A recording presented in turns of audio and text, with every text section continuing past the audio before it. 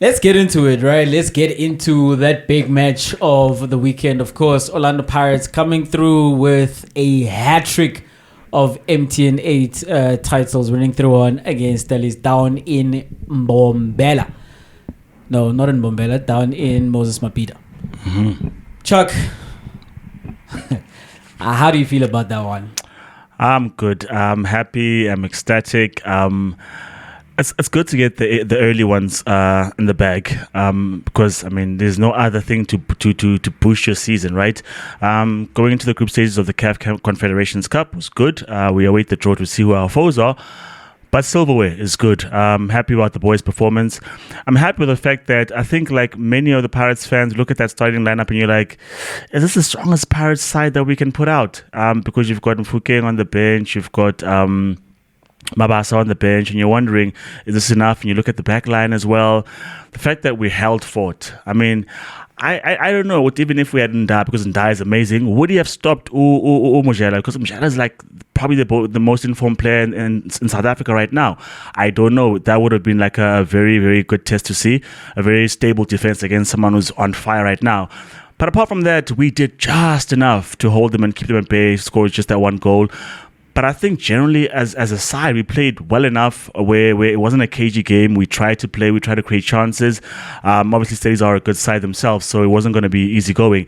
So I'm happy by the fact that we played not our strongest side. And this is the question of depth, because that's the thing about Pirates. When you put out their strongest 11 and then you go to the bench, besides Kabelo Dlamini, who else are you going to bring on to spark the game or bring it to life? Happy to see that we can trust someone like our striker, Evidence Mahopa.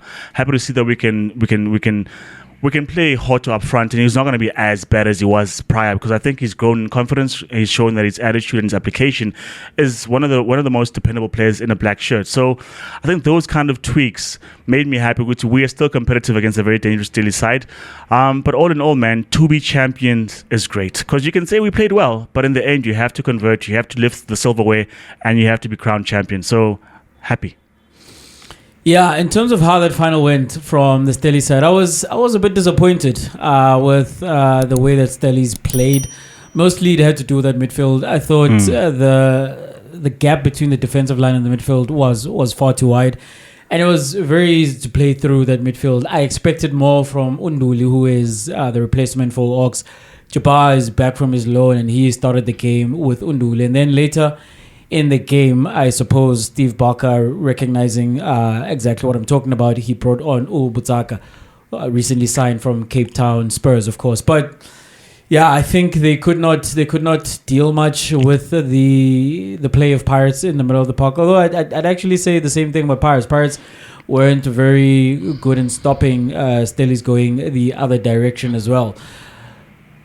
In terms of how or where they decided to attack Orlando Pirates, a lot of they play, or a lot of their attack was focused on that right-hand side of Pirates' defense. Mm-hmm.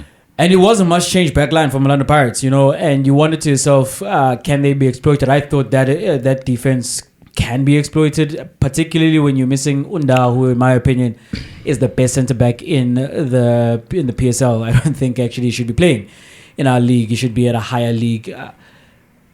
So he was missing, and you had then Munyane as well, who came in for Dino van Rooyen, and I don't know if there was a nego with Dino. I didn't get to pick that up, but if there wasn't, that's an interesting call from the coach that maybe he might be too emotionally invested in this one against his former team. But then on the other side of Usisani, who's been playing alongside Unda, you had Usbisi come in and you had Umayela come in at left back, and Hoto was sent to the front. But that left-hand side of Pirates' defense with Usbisi and Umayela, I thought that was the weakest part of that defense. And I think Steve Barker and Stellies missed a trick by not attacking more down that side as opposed to the other side, because on Munyane's side, Munyane at some point he wasn't overlapping as much. He was staying a little in his own half and offering that defensive protection. So he, alongside Usisane, I thought that axis was stronger than the one of Usbisi, as well as Umayel. And I think, as I'm saying, Stellenbosch may have missed a trick by not attacking down that side a lot more as they were on the other side. But when they did go in attack and when they did have those overloads, it was hard for Pirates. They interplay, especially in tight spaces, is quite good. It's one of the best in the country because they get the ball into that final third, and once they're in that final third, they try to set up those triangles, especially as I'm saying, in short distances, even around the box, and try to pass it into the box. And they didn't quite score a goal off of that because their goal was a spectacular one. Is Pepeto that came from Mojela, who seems to deal in spectacular goals. A throw in and there's a melee in the box, and the man who steps up, or the moment of magic is that man, you know.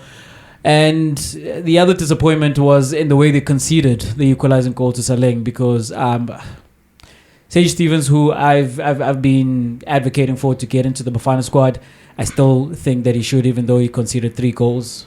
1 or 2 of those shouldn't have been goals, but that equalizer, it's a free kick from Ohoto, and he parries it straight into the path of Saleng. Whereas, I mean, for a man of his caliber, the expectation, I know it's not the easiest thing, but for a man of his caliber, the expectation is that he's going to parry it outside of danger, but that didn't happen. Pirates equalized, they come back into that. I always thought Pirates would equalize, though, because I did think they were the superior team. They looked very dangerous when they were on the ball. They just could not figure out the final third part. And I think part of that is the fact that when Pirates are running with the ball, then they are looking to slip in. Their striker, whereas Mokhopa, is not the guy who's hanging on the shoulder of the centre back and looking to make runs in the channels or behind the defense. And so it was a little confused in that manner, which is why when you see Mabasa, who is alert to matters like this, he finishes, you know, and ultimately wins the game for Orlando Pirates.